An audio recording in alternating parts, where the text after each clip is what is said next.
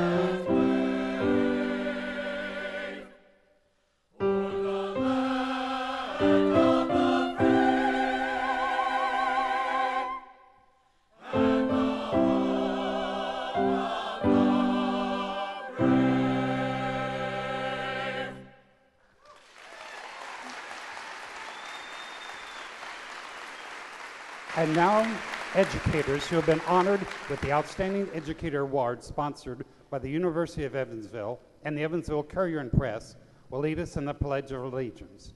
They are Marianne Feller from Delaware, Marlene James from Plaza Park International Prep Academy, Alan Woodruff from Central High School, and Lisa Hell from Fairlawn Elementary School.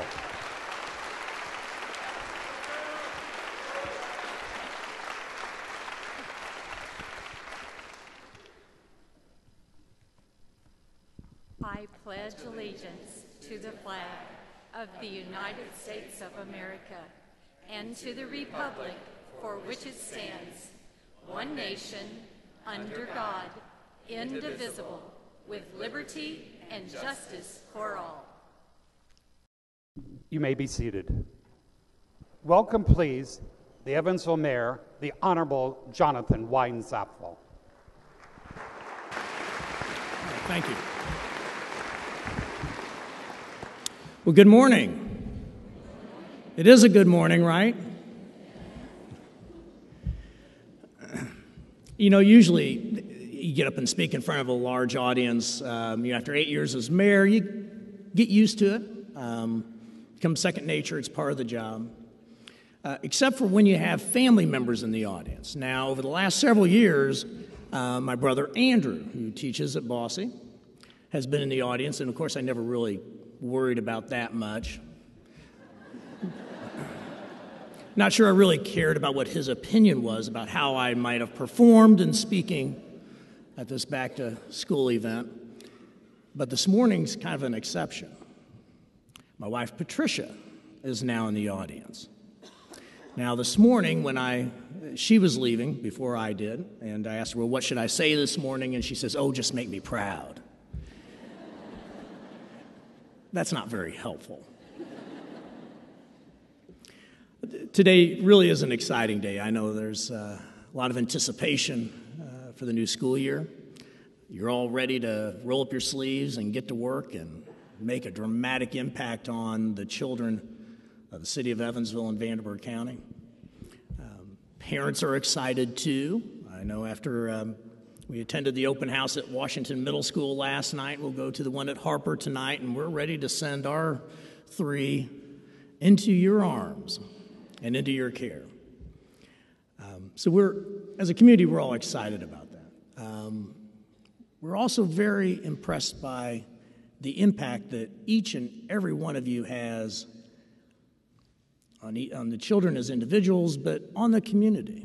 I mean, you think about the power that you have to make a difference in these kids' lives and make sure that they receive a world-class education, that they have every opportunity to succeed. And then, of course, the impact that collective work has on the community and our ability to see businesses expand, create jobs, create a better quality of life with the creativity and the arts and music that you teach in your schools. That's a profound impact. And when I think about the work that local government does, there really is nothing more important than what you do as educators.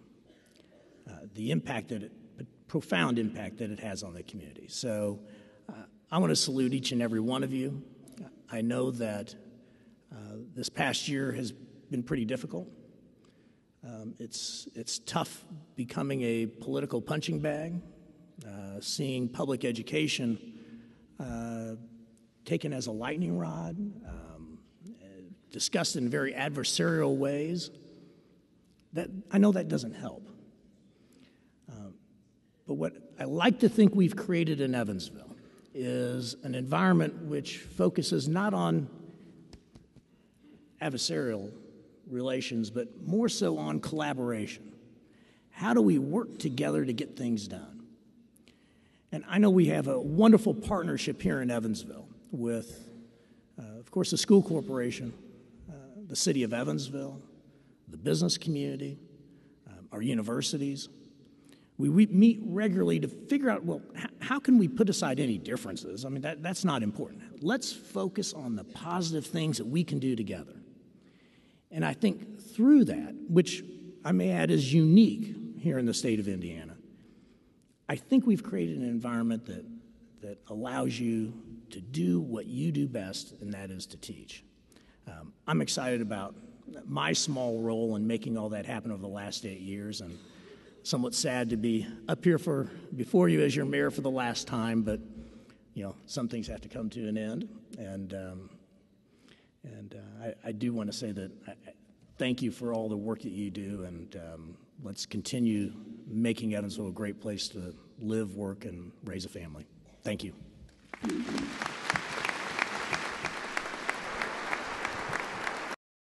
I think passion, students taking ownership of their education, teachers being passionate about educating the students, great support from the administration, and ultimately great community support so that all of that can come together. Strong academics, teachers that understand students and are able to help students individually as well as in the classroom. So being able to pinpoint a student and say perhaps they need something a little extra that the other students don't need, and being able to recognize that and perhaps put a plan in place for that particular student so they can be successful. I think the biggest goal that I would have for students is for teachers to be able to recognize that and the academics to be enriching enough so that these students can be successful moving on. One would be that I was confident that the teachers cared about the individual and not just the job.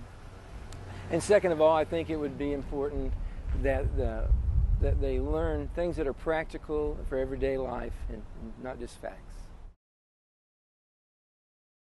Welcome to Evansville Vanderburgh School Corporation School Board President Bix Branson.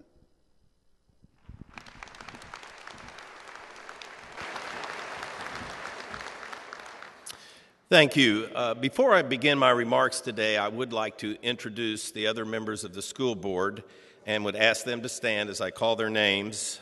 First of all, Patty Swanson could not be with us today, but she sends her regrets.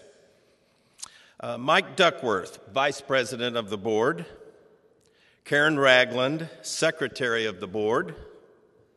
Sally Becker. Chris Kiefer. And Terry Gamblin. Thank you.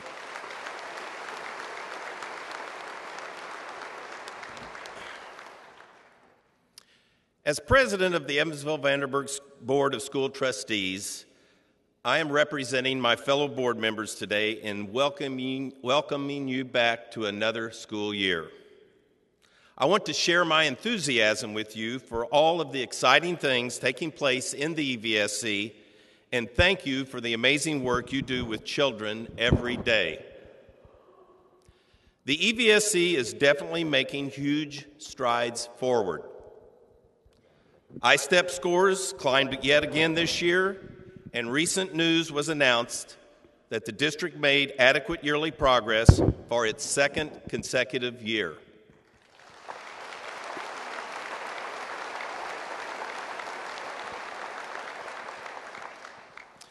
Although detailed individual school information is not yet available from the state, we are so pleased at the improvement that has been made. We know that all of the performance management sessions and the use of data instructing that takes place in the classroom, along with your hard work, is moving this corporation forward. I also want to thank all other non-teaching staff here today. Everyone has a role to play in student success. Whether you are transporting students, repairing a leaky faucet, answering the phone, dispensing medicine, supervising playgrounds, or cooking lunches, you are making a difference for students.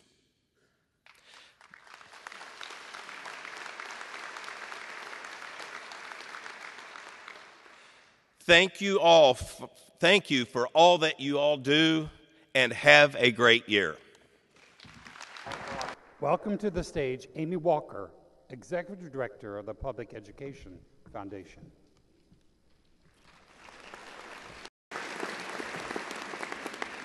Good morning. On behalf of the Board of Directors of the Public Education Foundation, it truly is my honor to welcome you all to this new school year. For those of you who are not aware, and as a reminder for those of you who are, the Public Education Foundation is a not-for-profit organization that is here to work with you and help you provide academically enriching projects and programs for your students. For more than 25 years, the Public Education Foundation has been inspiring and rewarding student-centered innovation in public education. In celebration of the fact that PEF turned 25 years old in November of last year, we awarded $25,000 in large grants, meaning $2,500 to $5,000 grants, last spring. Those checks will be awarded later this month to Bosse, North, and Harrison High Schools, McGarry Middle School, and Cynthia Heights and Highland Elementary Schools.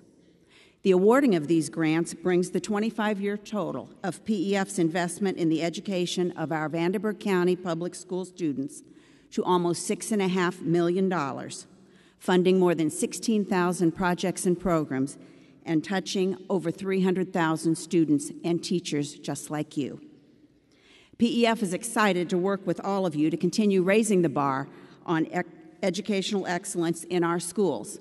In fact, in about a week, you will all receive an email about our fall round of grants, our 2011 Excellence in Education grants, and I hope that many of you will apply. Best wishes for a wonderful school year, and thank you for all you do each and every day, inside and outside of the classroom, for your students, for my kids, and for all our kids. Have a great year.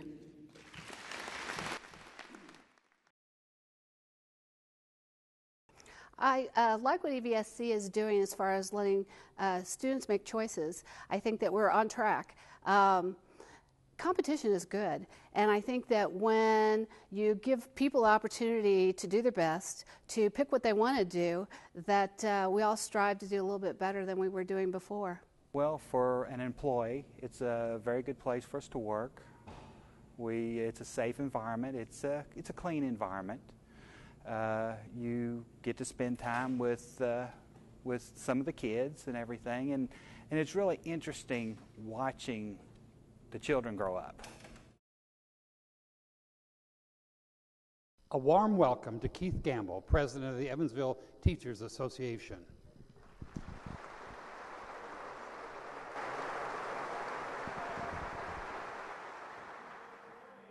EVSC.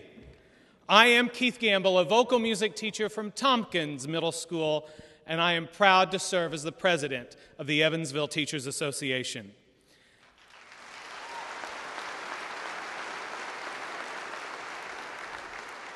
It is very exciting for me this morning to be able to take this opportunity to thank you for all that you do for the students of the EVSC. All of us could simply throw in the towel and succumb to the doom and gloom in the negative reports about the state of public education. These reports are often accompanied with grand tales of warring school districts and unions. But we do things a little different in Evansville. And we know that when the focus is on great public schools for all children, all of the pieces of the puzzle will fit together. Try as they might, the naysayers never seem to gain traction when it comes to changing a community's attitude about their local public schools. And that is a testament to what you do. Your service, your dedication, your faith in our students is at the heart of your commitment to education. After all, we are teaching the next Willard Scott, or perhaps Jeff Lyons. We are inspiring the next Lena Horne or Gina Moore. On our team is the next Krista McAuliffe or Mary Ann Feller or Marlene James or Alan Woodruff or Lisa Hale. We know that we are educating the next Halston, Calbert Cheney, Matt Williams, Ruth Symes, Eric Reed, Deke Cooper, Andy Bennis, or maybe, just maybe, a future superintendent of the Evansville-Vanderburgh School Corporation.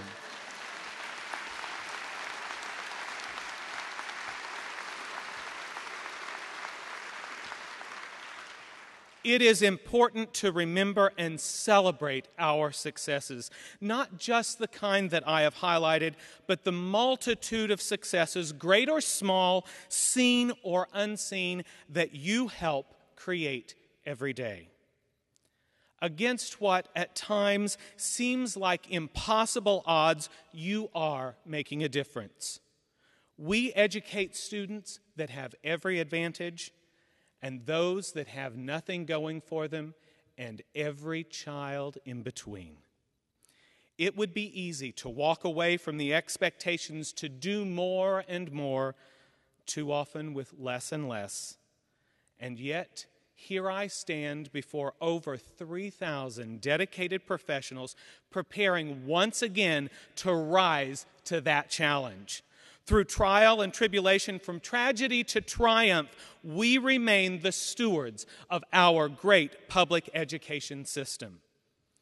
And so, until that day when no child comes to us hungry or homeless, until that day when a child is worth more than a test score, until that day when education is funded above incarceration, never doubt the light you ignite. Never doubt the curiosity you inspire. Never doubt the difference you are making in the lives of our students. And on behalf of Mia Familia, my family, the Evansville Teachers Association, I thank you for the work that you do, and I wish you the very best for a successful school year. Thank you. Please welcome Chuck Hubrey, President of Teamster Local 215. Good morning. My name is Chuck Huber. I'm president of Teamsters Local 215. I've spoken at 2 or 3 of these events, and every time I've spoken, I've gotten a compliment because everyone liked my brevity, and I will not disappoint this morning. I actually, some of my thoughts are actually very similar to what the mayor said, only he said them in a much more diplomatic way. I've actually started to decline to speak today because, quite honestly, I'm very frustrated with what has gone on in Indianapolis this past year. But after thinking about it, I should be here to welcome you for a great school year, because all of you in this room, whether you're teachers, whether you're paraprofessionals, secretaries, custodial maintenance, do contribute to a child's education.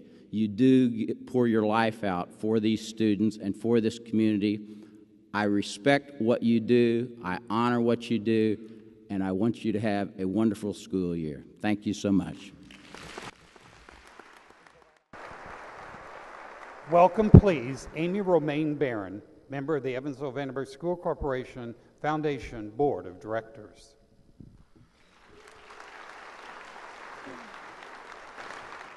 Good morning, everyone, and welcome back to a new school year. I wanted to take a few moments to let you know how much EVSC Foundation appreciates the efforts that all EVSC employees make to ensure students have the best possible educational experience. The hard work of teachers, administrators, secretaries, custodians, bus drivers, cafeteria workers, and every other person who devotes his or her time makes an incredible difference in the students.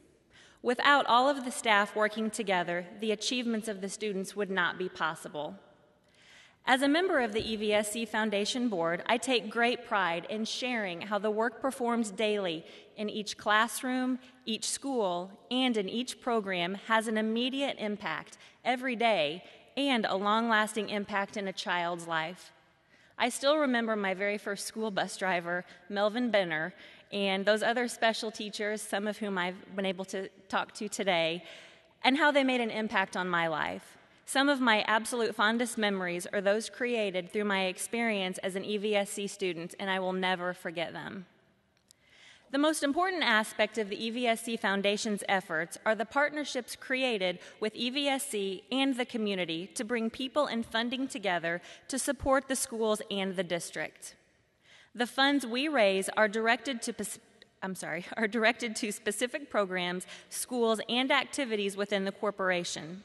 Together with the community, we have given over $700,000 to support programs like the PTA Clothing Bank, Tails and Scales in the Schools, the Honors Choral Festival, Bosse High School Community Link, Glenwood Community Garden, and so many more great programs. We have also raised funds to go directly to the schools to support underfunded programs. We hope that our efforts to support your work continue to grow. We are honored to be the official fundraising agency of the EVSC and look forward to working with you to continue to ensure the success of our students. Thank you.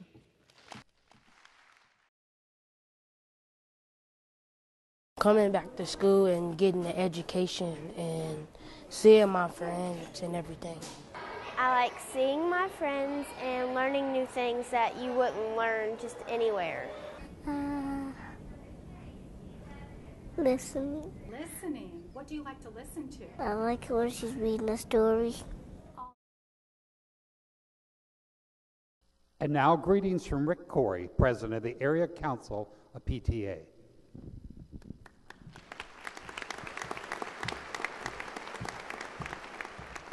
Thank you and good morning. What is an area council? Officially, it consists of 3 local units of the same area, county, or district joining together to look at certain common goals, specifically in the educational system. But what is Evansville Area Council of PTAs?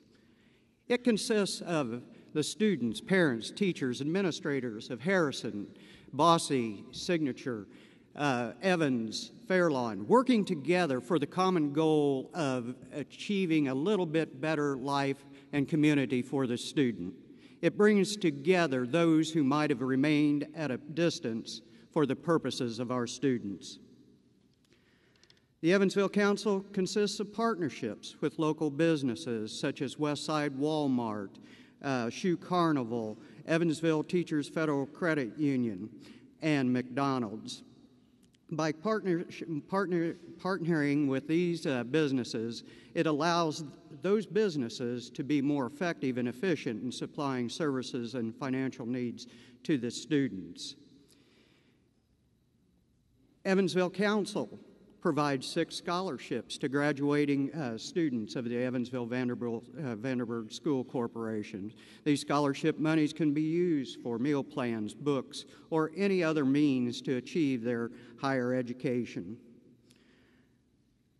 Evansville Area Council is a sponsor of the Super Citizenship Award. This allows each school to name and designate each month a student who has shown exemplary behavior. It also allows that student to hear his or her name on the radio. I hear this is a little bit better than hearing the name in regards to the birthday announcements. We also provide the Reflections program, which allows students to participate on local, state, and national levels in areas such as writing, video, and other artistic mediums. Evansville Area Council consists of many different individuals. Individuals such as Barry Jones, past president of the Evansville Area Council and current state president of the Indiana PTA. It also consists of Kim, Kendra, Hope, Heidi, Don, and John, individuals who devote many hours to the volunteer work for our students. It also consists of Natalie Jones, the immediate past president of our council, who has made the job look easy, which I didn't understand that, who also made many, many strides in the area of the council, and also, if you look close enough on YouTube, had time to perform a skit at the state convention as Lady Gaga. I suggest you hold that one down for your entertainment.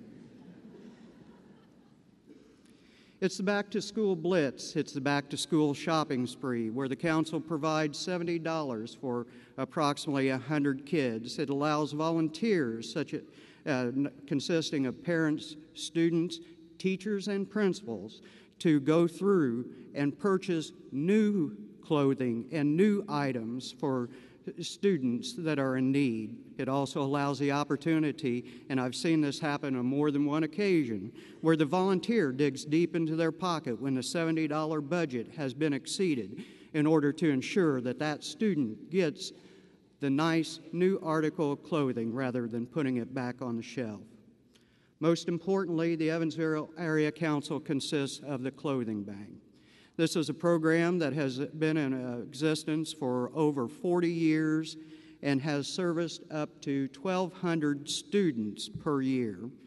This program does not just end at the beginning of the school year, but lasts throughout the school year, where students are being seen on a daily basis. It also provides an environment to give dignity to the student while receiving those clothing and hygiene products.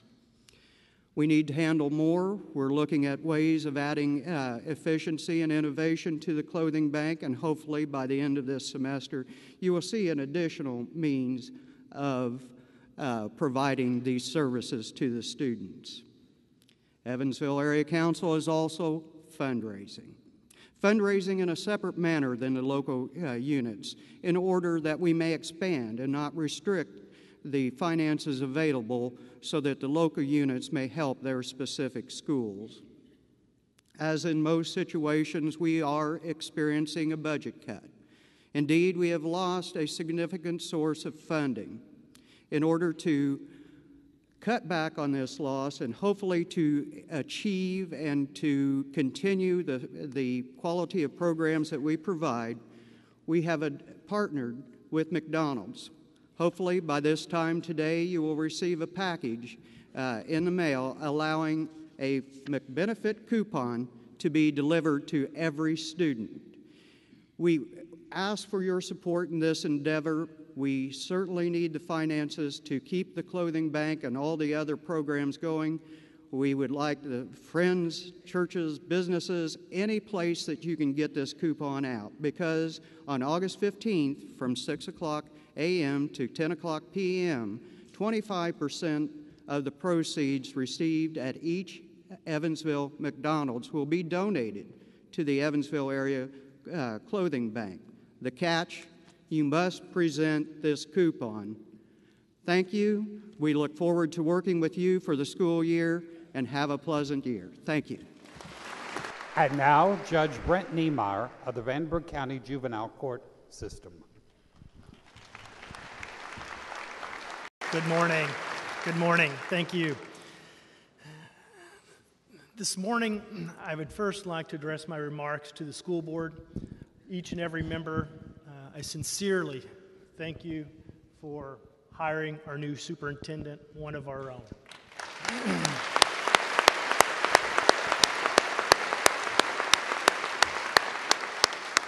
You know, our new superintendent, he's been a teacher, he's been a band director, he's been a principal, and I feel like he's one of our own, because I say my own, because I have a special kinship with Dr. Smith, because we're also fellow Wrights High School graduates.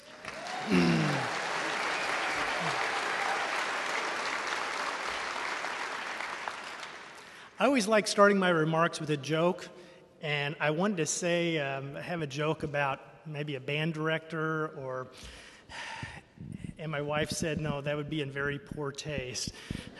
And then I was told beforehand that they've been banned anyway, so I don't know who did that.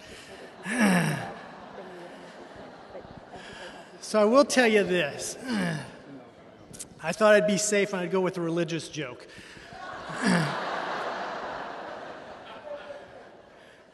You know, most people think judges are stuffy, and we probably are. But 3 guys simultaneously passed away when they were in a tragic car accident. They go to the pearly gates and get met by St. Peter. And they asked St. Peter, is our name in the book? Can we enter? St. Peter looked through the book and said, no, I'm sorry. And the guys, obviously all attorneys, they wanted a loophole. They decided, no, there has to be some way, St. Peter. St. Peter goes, well, there is one way. He says, you can't enter by yourself, but you can go in as a couple. And all you have to do then is walk to the other pearly gates across this cloud. And as long as you do that without stepping on a duck, okay, you'll be allowed in with your mate. The guys thought, okay, this is easy. No problem at all. So they start walking across, didn't really take it too seriously like most attorneys. And they get halfway across and one of them steps on a duck. Quack, quack, quack. Okay. St. Peter comes down immediately, and with him he has, well, let's just say a less desirable looking woman than what we would want to spend the rest of our lives with in heaven. And he attaches the woman to the attorney and says, I'm sorry, but you will be allowed into heaven, but this is who you're going to be living with for the rest of your life. So now the other 2 attorneys, they know this is serious business. So they take on walking. A few feet later, quack, quack, quack, quack. The other attorney goes, oh no, I can't believe I stepped on that duck. So St. Peter comes down again. Sure enough, this looks like, it must be the ugly sister of the first lady. So St. Peter attaches him. Now the third attorney, he's the smartest of the group, right? He shuffles. I mean, he does the Tim Conway shuffle all the way to the other side of the cloud, the pearly gates. He makes it. He is thrilled. He is thrilled. St. Peter comes down with the most beautiful woman he has ever seen in his life. And he looks to the woman and he goes, you know, I don't know what I did to deserve you. And the woman looks at him and says, I can't believe I stepped on a duck.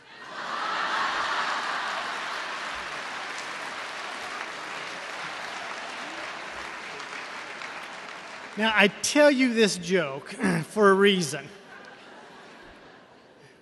Because there's always a different perspective. Okay? I have quite a different perspective than you all do when it comes to your students.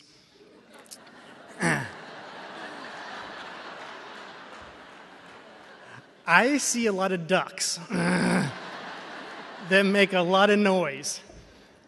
And I just want you to know that not only as a representative of the court and probation, but also law enforcement, that we have your back. We know.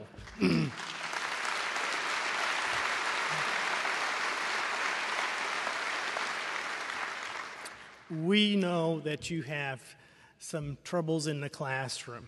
But I also want to let you know and actually appeal to you that whenever you see that child that is maybe in the corner and you know they doesn't have any friends, maybe they've been singled out because they don't wear the right attire. You see the folks that have the hair that's unkept, that obviously hasn't been cut for some time. Okay. Think about that different perspective. Think about what we can do to get that child to fit in, to have them join everybody else in the classroom, to be a success in the classroom. Because, folks, I'll tell you, whenever I see most of the kids coming into my court, yeah, they are ducks. Okay. But I know that we can make them into something beautiful if we have the right attitude and the right perspective. So please continue to do all the great things that you're doing. And whenever you see that child, please, I just think back to my own childhood and all the wonderful teachers that I had that assist me on the way. Please continue to do what you're doing. And whenever you're unsuccessful, okay, we are there, the court is there, and you're going to see a re-emphasis this year. You're going to see our probation officers back in your schools. If you'd like to have somebody to come in and teach a social studies class or a history class, you want me to come in and speak to a government class, we will be there for you. We want to be a part of this great community. Thank you very much.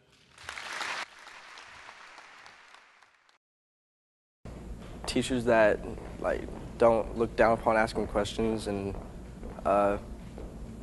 maybe a better environment with not as much fighting, because that's a lot of stuff that happens in schools. It would be their curriculum, their guidelines that they use. The teachers, I want them to be kid-friendly. I want the kids to be happy and feel safe and secure at school and not be threatened or scared. We don't have a lot of violence like we do, but not as much as most schools do, and everyone's pretty much friends. Fellow educators, not long ago, the Evansville-Vandenberg School Corporation commissioned the construction of the Southern Indiana Career and Technical Center. At that time, a 54-member planning and design task force consisting of many community partners was formed to assist in the planning and design of the facility. The point of this comment is that community partners, these folks, are essential as we strive to give our students the best possible educational experience. Please take a moment and join me in a round of applause in thanking our community partners for their involvement in the education of our youth.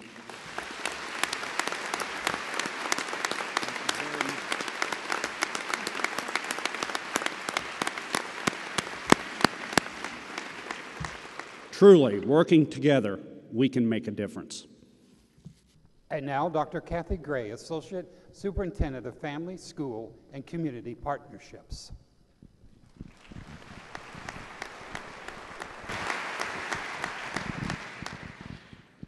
Welcome back, colleagues. I still get butterflies in my stomach at the beginning of each school year.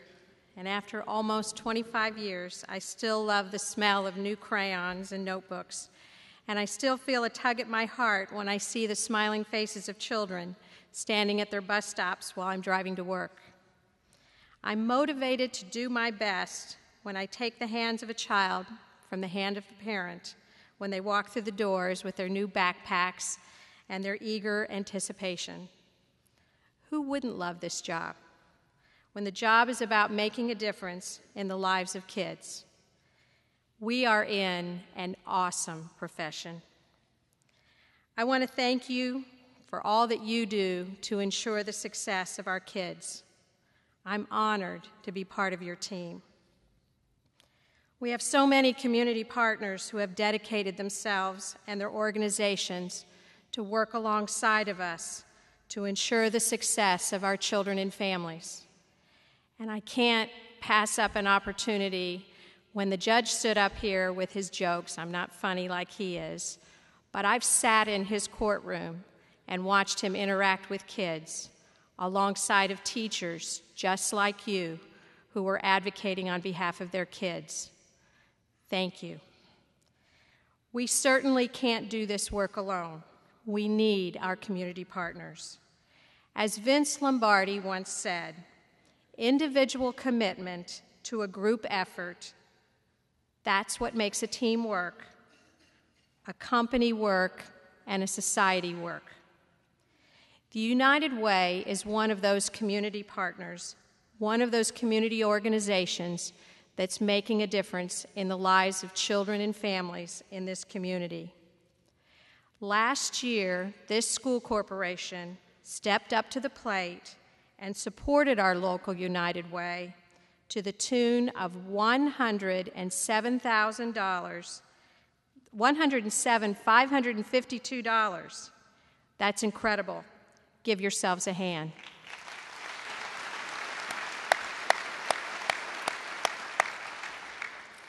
This was up 22% from the year before. The United Way is focusing on 3 core focus areas: education, income, and health. Our children and their parents benefit from your generosity, and because of your generosity, we all win. Here to share with you a little bit about our local United Way's efforts is Carol Braden-Clark. Carol is president of the local United Way of Southwestern Indiana, and she's a true friend of the Evansville-Vanderburgh School Corporation. Her 2 children are graduates of the EVSC. Her husband, Aubrey, is a teacher at North High School. Carol co-chairs the School Community Council's Leadership Advisory Council, and she serves on the EVSC School Community Council communication team. Carol has worked alongside of us, and she has presented on behalf of EVSC at local, state, and national conferences. So, ladies and gentlemen, I give you Carol Braden-Clark, my friend and your friend.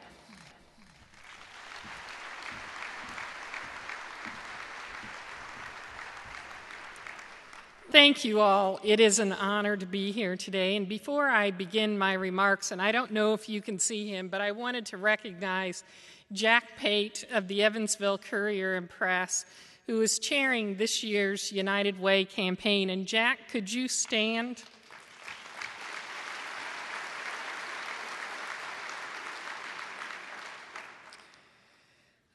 I'm honored to be here today to share with you a little bit about United Way. And first, I wanted to say thank you to all of you for what you do for the children in our community.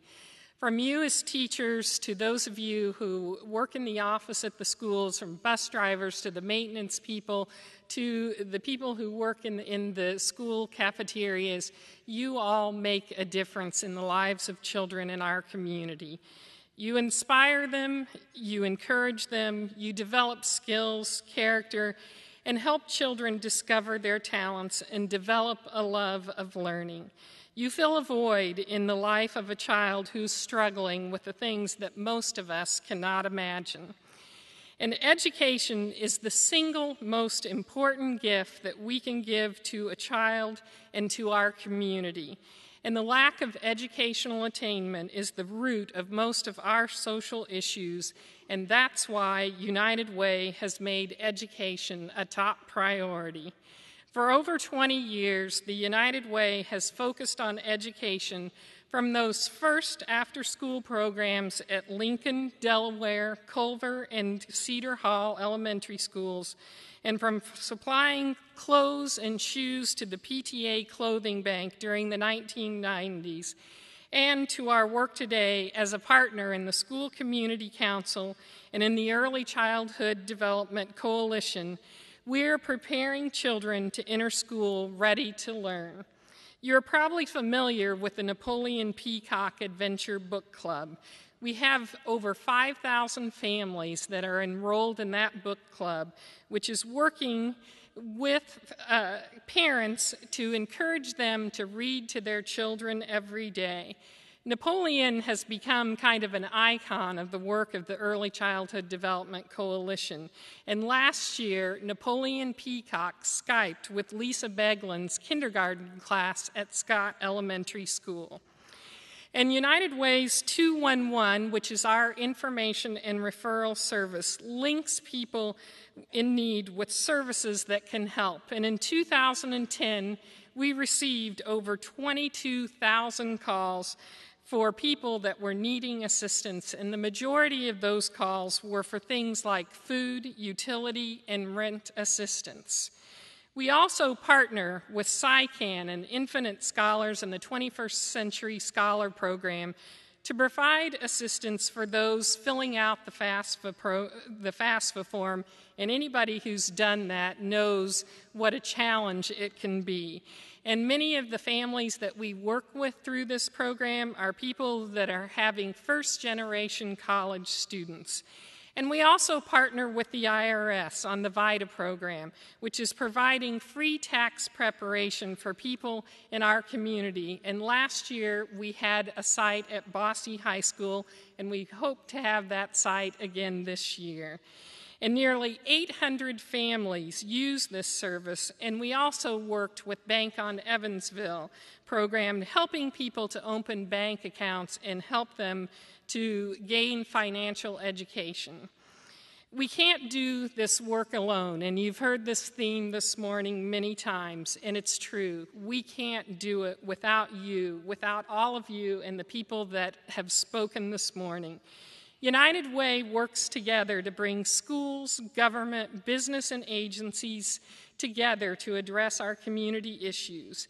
And we can't do this work without you.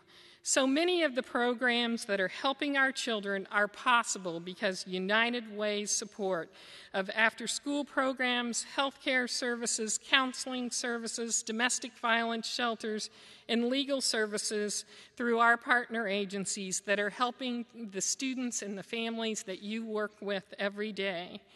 And tomorrow, some of you have already had your first day of school, but there is that excitement of the first day of school, and students with their new clothes, their backpacks, and they will be in school excited and ready to learn. But we all know that there will also be children that will go to bed hungry tomorrow night, and they'll wonder where they will sleep. And you will continue to do your best to teach them, and United Way will be there to be your partner to provide our children and families with the support they need. We're here to help you and to help our children. Call us. We'll be there for you. I want to say thank you again for giving me the time to speak to you this morning, and I look forward to working with all of you, and please call us if you need help for those in your classroom that are struggling. Thank you very much. We have a brief video, and I wanted to let you know also you'll be getting your supplies for the campaign after Labor Day. And you're going to see in this video some of the people that have benefited from United Way services, and I'm sure you will recognize some of those people in this video. Thank you again, and have a great school year. United Way focuses on education, income, and health care, and obviously is an integral part of our community. Thank you, Carol Braden Clark and the United Way, for all that you do for our community.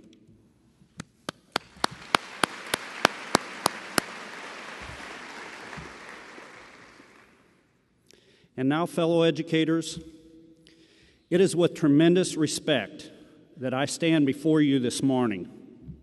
We are here today because we want to make a difference in the lives of children, our students.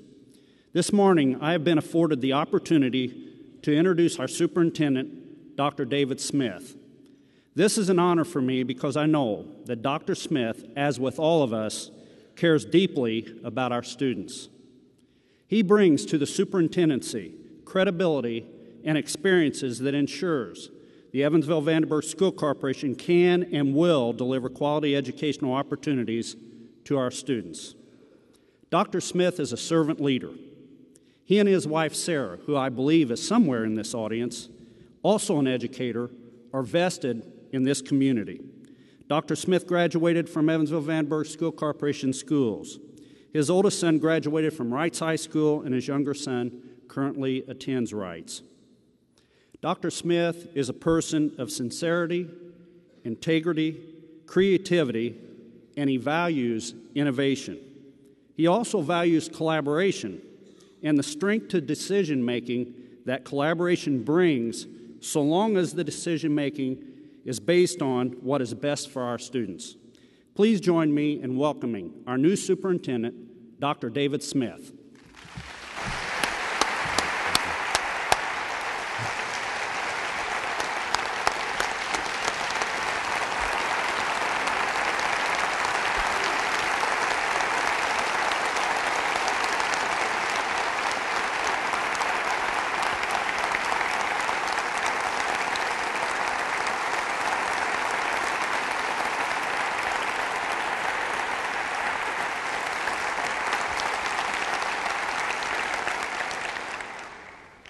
Wow.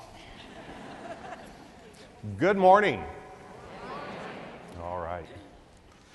Just a couple of thank yous, and I hope you will see why it's important to me to thank individuals.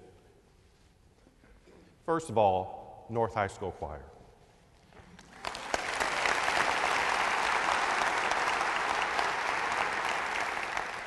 Those kids were here yesterday practicing. They were up on their last day of freedom early so they could present for you.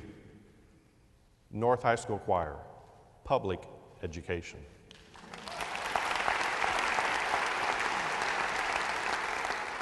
And I tell you, the biggest thrill that I got yesterday was watching Andrea rehearse the choir. You want to talk about high expectations? She has them. You want to talk about students rising to high expectations? She got it from them. North High School, public education. Also like to thank the mayor. You know, if it wasn't for the mayor's education roundtable, I don't know that we would, as a community, be so invested in early childhood or SciCam. Those are initiatives that were born from the Education Roundtable, which was the brainchild of Mayor Weinzaffel. So Mayor, I know that you had to leave, but I believe you may have a relative in the audience that will pass along to you our tremendous thanks.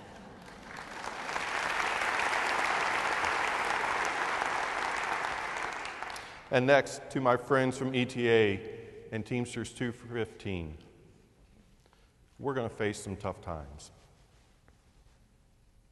We will. But what warms my heart, what gives me hope and confidence, is the fact that working together, there is no problem, no challenge that we can't resolve. And I appreciate your words, Keith, and also Chuck. And I look forward to working with you in the future.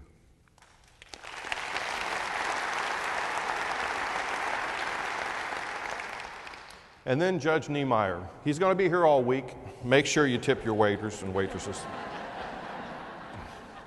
But it's amazing. Perspective is everything.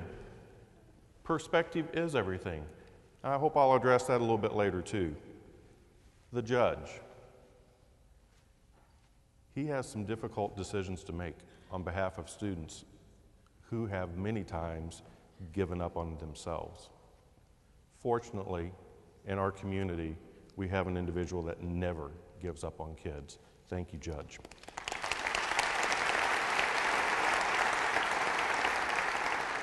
Then also to the foundations, PEF and the EVSC Foundation, I thank you from the bottom of my heart for what you do. You know, it's amazing, in higher ed, foundations are an integral part of universities. But we don't, for some reason, realize how important they are to K-12. There is no reason why we have to take the state funding as our absolute max. And fortunately, because we have PEF and the EVSC Foundation working on our behalf, we are able to obtain more funds to provide better educational opportunities for our students. Thank you for what you do.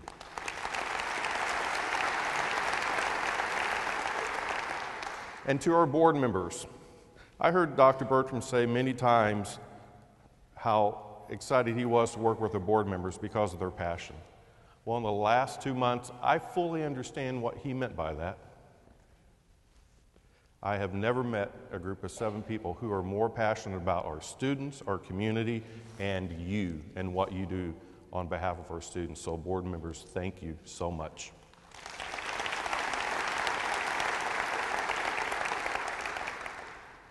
And there's one person, and I waited until I had a few people gathered, because I am convinced she has no idea I'm going to do this. And I'm convinced because this was a person that used to proofread everything for me. For the last 4 out of 5 years, I had the privilege of working with Rita Ritchie. Rita, are you here somewhere?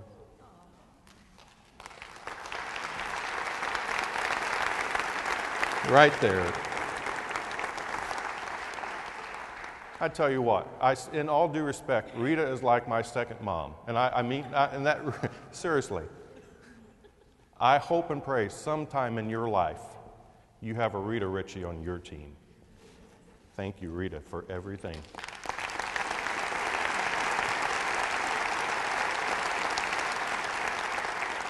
Perhaps I should explain, my wife is in the audience. Rita Ritchie was my administrative assistant. She was much more than that. So for all of you that are questioning, okay, who's Rita Ritchie? If you ever called for me, she was quicker on the phone than I was. Probably 9 times out of 10, you spoke to Rita. And you want to talk about customer service? That's Rita Ritchie. Thank you. And next, to all of us gathered here.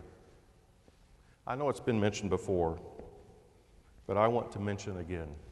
I want to thank you, AYP, 2 years in a row, 33 out of 33 cells, 2 years in a row, an urban school district proven we can get it done, and we can get it done the right way.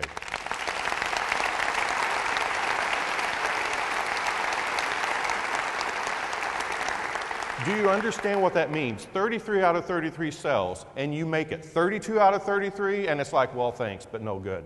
33 out of 33 cells. Never doubt for a minute that you are the difference.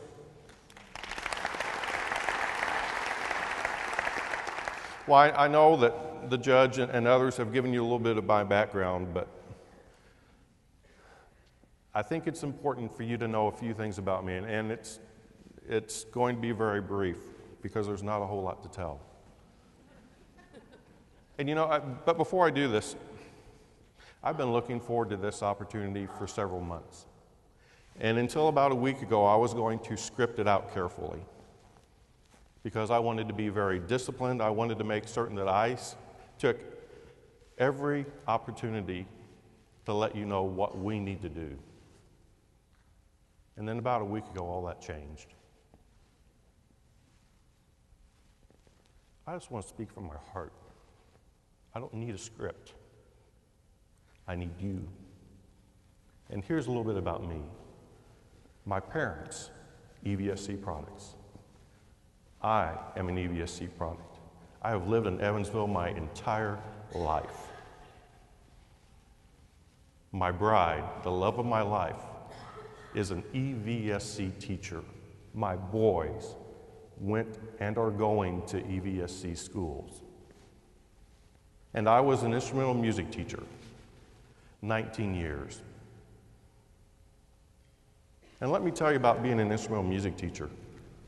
It really framed my reference for everything that I do in education, because no one had to take a single class that I taught. There was never one student out of the thousands I had the privilege to teach that had to be in my class. That, my friends, gives you a frame of reference that is somewhat different. And guess what? There is not a single student in your classroom tomorrow that has to be there any longer. But that's okay. For 11 years, I taught at Bosse High School. There were no Bosse people here? So that's the Bosse attendance district. For 6 years, I taught at Wrights High School. All right. Next, for 2 years, I taught at Tompkins Middle School in the Central Attendance District. And then, for 5 years, I had the distinct pleasure to be an assistant principal and principal at Evans Middle School in the North Attendance District. And yes, that's a cheap way to get applause.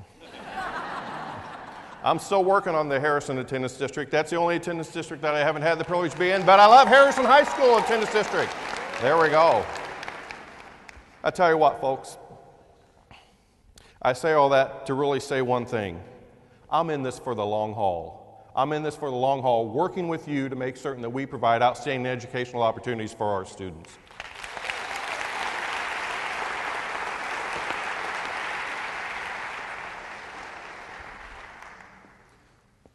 Next, I want to talk about the 3 R's. I think there are 9 now R's. I'm not talking about reading, writing, and arithmetic. And I really don't want to talk a whole lot about rigor and relevance, but the 3rd R in that new 3 R's is relationships. That's what I'd like to address for a little bit now. Relationships. Studies show that teachers, bus drivers, cafeteria folks, secretaries, any adult that has a positive relationship in the learning environment increases educational outcomes for students. We have studies that show that. One of my favorite sayings is, people don't care how much you know until they know how much you care. Think about that. People don't care how much you know. Let me put that a different way. Until you're invested in the student's education, the student may not be too invested in it either. Students don't care how much you know until they know how much you care. Every student, every single day, needs to know that we care. From the student that comes from a disadvantaged background to the honor student, that student needs to know we care also. Every student, every day, needs to know we care. And you know how that caring needs to be displayed? It needs to be incredibly intentional. We have to be very intentional about developing those positive relationships with students. And praise is one way to develop positive relationships. And when you offer up authentic praise, lots of great things happen. 2 people actually feel better. When you offer up positive, authentic praise, the person on the receiving end feels better, and so do you, the person that offers up that praise. And when I talk about being intentional, we have to make this part of our practice. We must make it part of our practice. I know that there are schools out there that take 5 minutes of their plan period every week, just 5 minutes of their plan period every week, to generate that positive note home.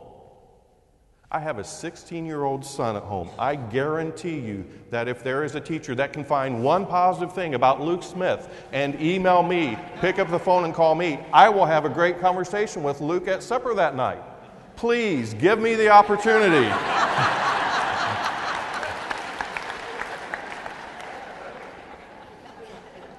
To borrow another marketing phrase, please just do it. Parents will appreciate it. Students will appreciate it. You will feel better. They will feel better. Positive relationships make positive things happen. And just as important as it is for you to develop positive relationships for students, we know it's incredibly beneficial. It is critically important, in fact, that we develop positive relationships with our parents.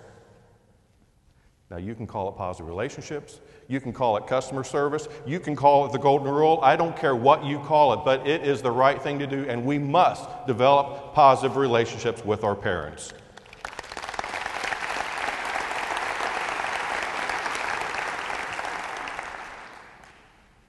So why are positive relationships important? Well, folks, we're in a new environment. I call it the new K-12 landscape in Indiana. Parents and students have options. No longer must a student go to a public school because they live in a particular zip code. They can go anywhere they want to go. We can have a student that lives in Evansville, Indiana, and go free of charge to Warwick County, to North Posey, to Mount Vernon. No longer must they enter our doors. Let me tell you a real story. And I learned of this about a month ago. There was a parent who was upset with his child's grade in math. So what would we expect? What would you do if you were upset with your child's grade in math? The parent contacted the teacher. The parent took time to meet with the teacher. The teacher, as it was relayed to me, didn't really give the parent the time of day. In fact, some would suggest they were somewhat rude. So then what would you do as a parent? Well, the parent did the same thing. They went to the administration. And they expressed their concern about their child struggling in math and really not having any mechanism in place to increase their child's knowledge of math. The administration kind of blew them off too. And I'm talking about a parent who went into one of our EVSC schools. Guess what the parent did next? What every parent can do next. The parent got on the web, started investigating schools, picked a school based off of the information that was on the web, and enrolled that child in the new school. I'm very happy to report that that parent enrolled their child in another EVSC school, but he didn't have to. Options. You know, folks, we have options. We can meet the needs of all of our students. We simply have to let people know that we have those options. Well, what else is new in the landscape? Well, there's a little thing called funding. And based on what I've done in the last 18 months, I could go a few days on this, but I'm just going to condense it down to a couple minutes. There used to be something called the minimum guarantee in school funding, and the minimum guarantee really meant this. You were guaranteed a minimum increase. Here's what that means. If a few years ago we had 22,000 students, we would have received approximately $137 million. The next year, if our enrollment dropped to 11,000, that means if our enrollment was cut in half, we lost half of the kids, our financial stake would have actually increased by $1 million. That's what the minimum guarantee is. Not based on the number of students you have. Let that sink in. Just 3 years ago, we could have lost 50% of our students and still had our revenue increase from the state by $1 million. That was called the minimum guarantee. That no longer exists. Now there's something called funding following the students. And let me explain what that means. Let's say we lose one student in each grade level in each building. One student per grade level in each building. Now tomorrow, we're going to have 800 kids show up at North Junior High. 2 grade levels, 7 and 8. So I'm talking about 2 students. And then in July or January, we're going to open up the North Complex for North High School. 1,600 students. And I'm talking 4 students there. You add that up across the district, that's 200 students. But think about it. What can we reduce at North Junior High School if 2 students don't come into our doors? What can we do? What can we reduce? Anything? We can't even reduce the amount of toilet paper we buy. We can't cut expenses. But if we lose just one student per grade level, per school, that is 200 students, and that, my friends, is $1.5 million. That is our new reality.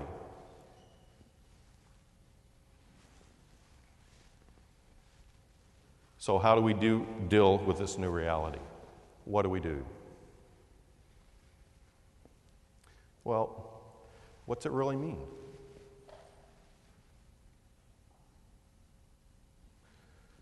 Let's think about it this way. Politics and schools, they do have one thing in common.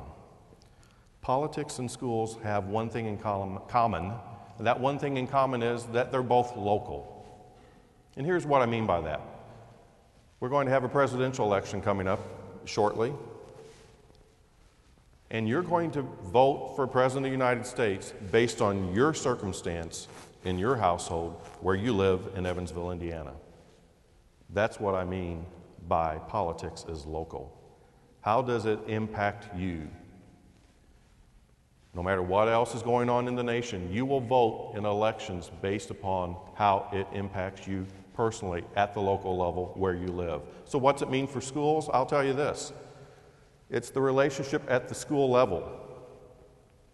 When the parent comes in to talk to the teacher, all of a sudden the teacher becomes EVSC. When the parent calls on the telephone and reaches the secretary is EVSC. When the student gets on the bus the first thing in the morning, the bus driver and the bus assistant, you are EVSC. I tell you what, if you have a great experience, if that parent has a great experience, if the student has a great experience, they may tell 2 or 3 people. If that parent has a bad experience, I guarantee you they will tell 10 people at a minimum. So once again, folks, it's important for us to understand that every time a parent talks to you, you are EVSC. Every time, we have an opportunity. Think about that.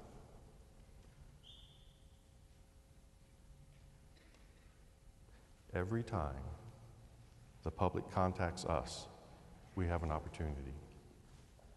Well, folks, you are EVSC, and you are EVSC, and you are EVSC, and you are EVSC, and you are EVSC, and you put a lot of yous together, and folks, that is us. Wait for it. Yous together, and that is us.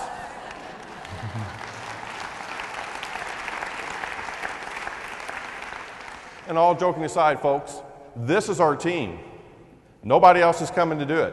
This is our team. If we have a weak teacher, that weak teacher's on our team. If we have a weak superintendent, that superintendent is on our team. We must have the very best of the very best. We must have the very best of the very best. And I want to take just a few minutes to talk about what I call grocery store talk, or church talk, or gym talk. This story came to me just last week. I really entitled it in my mind, Treadmill Talk, because we had an individual on the treadmill, and next to that individual were 2 folks that happened to work for EVSC. These 2 people had no idea that this person worked for EVSC also. Can you imagine what these 2 people were talking about?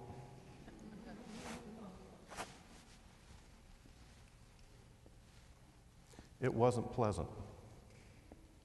I thank God that the 3rd person was an EVSC employee, and he came to me and said, you know, I kind of know what you're talking about now. I get it. I'll tell you what, I like to think I'm a nice enough guy, but if you do not believe in the students and families that attend EVSC,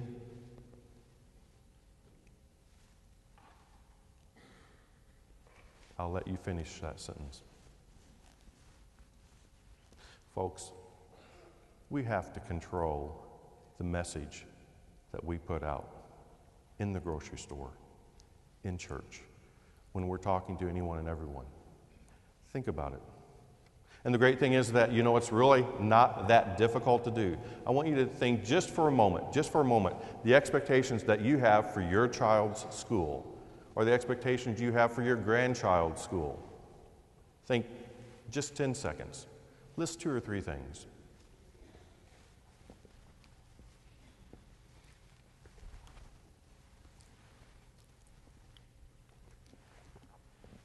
Do you have them framed in your mind? I will guarantee you that every expectation you have for your child's school will fit into one of 2 buckets, one of 2 lists, one of 2 categories. The first, you want outstanding educational opportunities for your child. You want quality programs, you want quality schools, you want quality teachers. That's one bucket. The second bucket, you want a safe environment. You want the environment to be disruption-free for your child.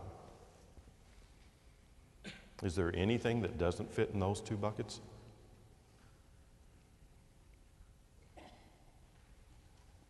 And I tell you what, if those are the expectations you have for your child, those are the very expectations that the students that you serve and the parents of the students that you serve have for their children.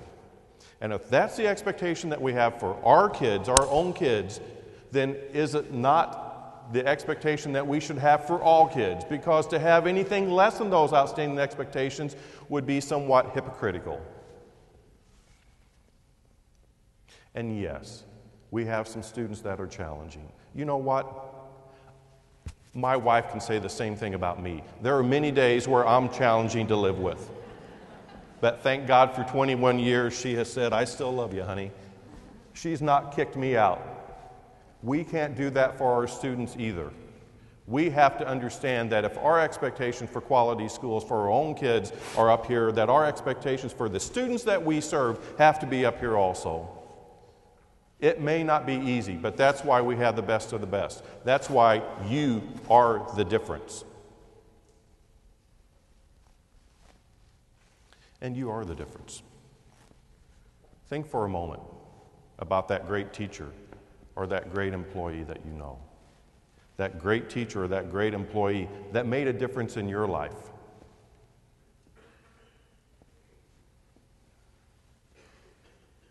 Think of that name. What a difference they made to you. Now what I'd like for you to do is if we could get the lights up just a little bit. I'd like for you to stand if that individual is in this room now.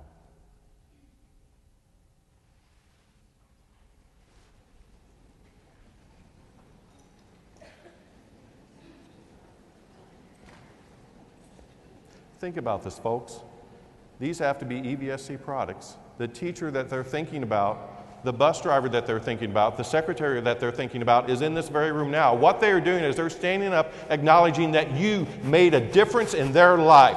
What a great profession we are in to where you can make a difference in the life of others.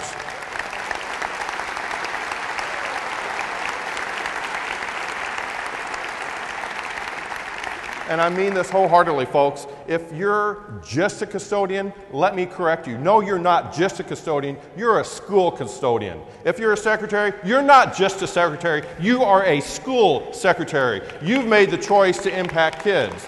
And there is no such thing as about being just a teacher. You are an EVSC teacher.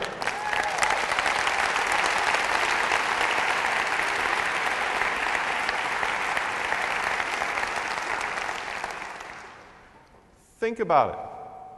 How lucky are we? We are in a profession where people pay attention. You know, it's amazing. It is amazing to me that, and Keith said it very well, that folks in Indianapolis and maybe in DC and other places, they want to blame public education. They want to blame teachers. Well, I am here to stand in front of you today that teachers are not the problem. Teachers are the answer.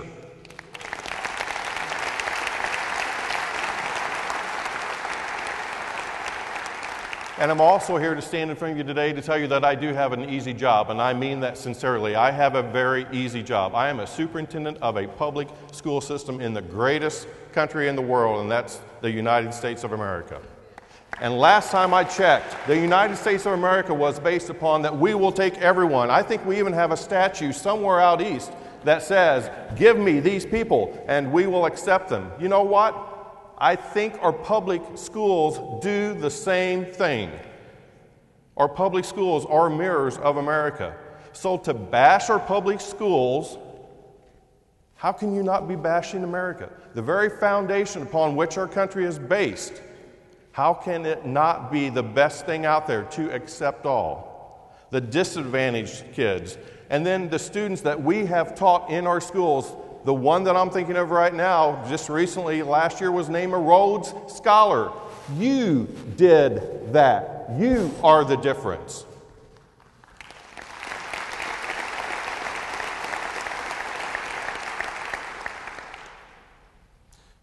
One more story, and I'm done with my stories. I read this recently, and I couldn't believe it. There is a story in the paper, and the principal of the school was being asked how he raised test scores.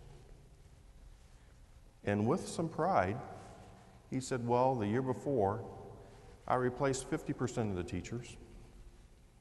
And then when the kids didn't pass the high-stakes test, I sent them back to their public school. Now, I don't know where this school was. I do know that it's not in Indiana. I don't even know what type of school it is, and it doesn't matter.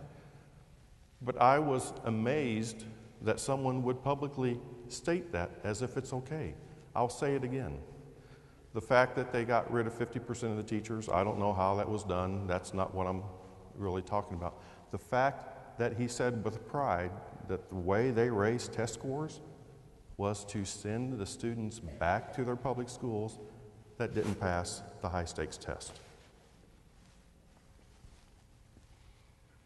Let me tell you the way I would have written the article. We have these kids. They're struggling kids. We tried. We couldn't get them to pass the statewide test either. So here's what we did. We threw them away. We didn't work with them in intensive interventions. We didn't try to figure out what they really needed, what they missed. What we did was we threw them away.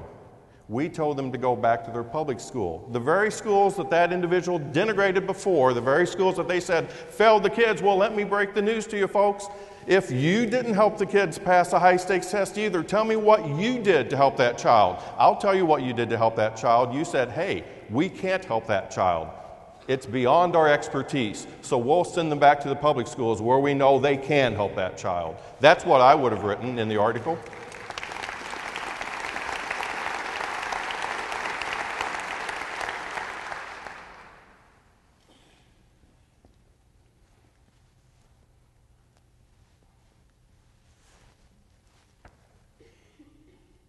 Well, folks, we do have to remain focused on the goal because we can get easily distracted.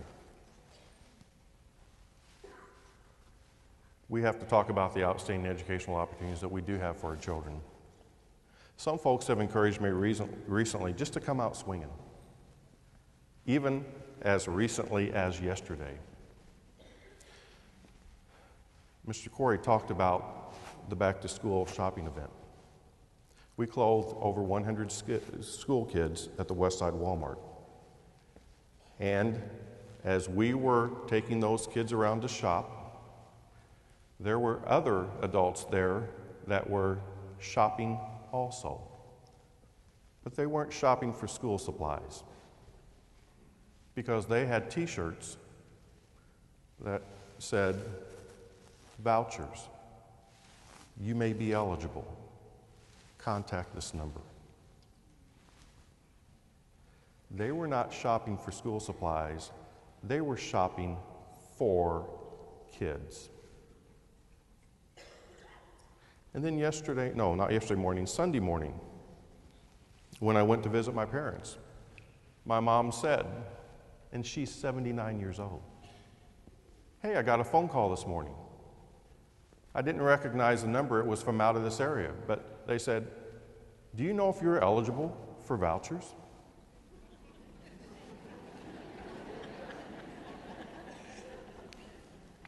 That was my initial thought also. But quite frankly, my mom was incensed.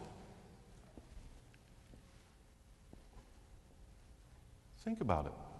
We have a new environment. We have a new landscape.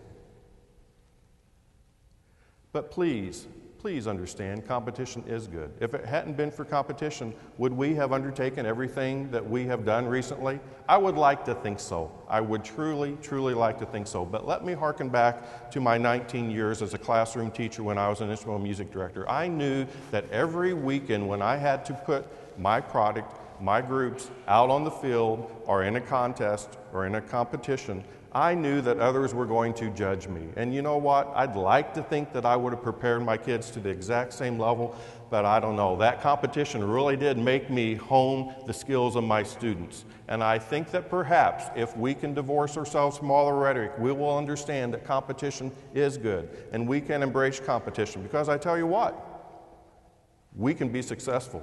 But I will also promise you this. Take all of the t-shirts away, advocating vouchers. Take all of the phone calls away, soliciting people for vouchers. And I promise you this as your superintendent, we will never, ever, ever elevate ourselves on the backs of somebody else. We will never try to raise ourselves up by putting somebody else down. That is my promise to you. All we have to do is tell our story, and we must tell our story. We do outstanding things for kids. We do change students' lives.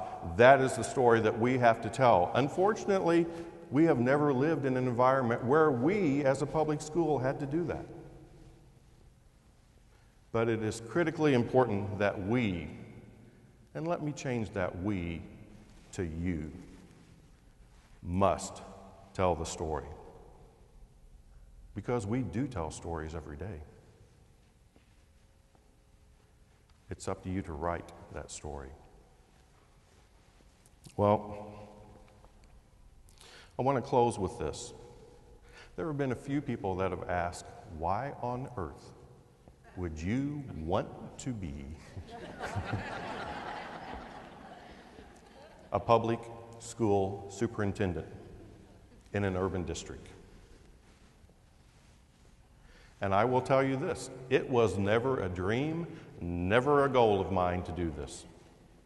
It wasn't. I wanted to teach. And then there were some folks along my life that said, you'd be a pretty good principal. Why don't you think about that? So I thought about it, and I became a principal. I never had a goal of being a school superintendent. So when some of those folks ask, why in the world, in the climate and the landscape and the environment we have today, would you want to be a superintendent in an urban school district? It was a process. And here were two things they did not know. One, I don't want to be a superintendent in an urban district. I want to be a superintendent in one place, EVSC. One place. That's one bit of information that they didn't know. And here's the second bit of information that they didn't know. They don't know you. I am convinced that if our task was to make widgets, we would make the best dang widget out there. I'm convinced that no matter what child you see, no matter what day you see them, no matter if their parents are going through a divorce, no matter if they have the capability to be the next Rhodes Scholar from EVSC, you will meet them where they are and you will take them further than anyone else could dream, because they did not know you. You are the difference, and I thank you for what you do and how you do it. Once again, I want to thank you for choosing education. It is the most noble and best profession in the world. You get a chance to wake up every day and make a difference. And I tell you what, folks, you will make a difference. Thank you for what you do. Thank you for how you do it. Have a great school year, and remember, you are the difference. Thank you.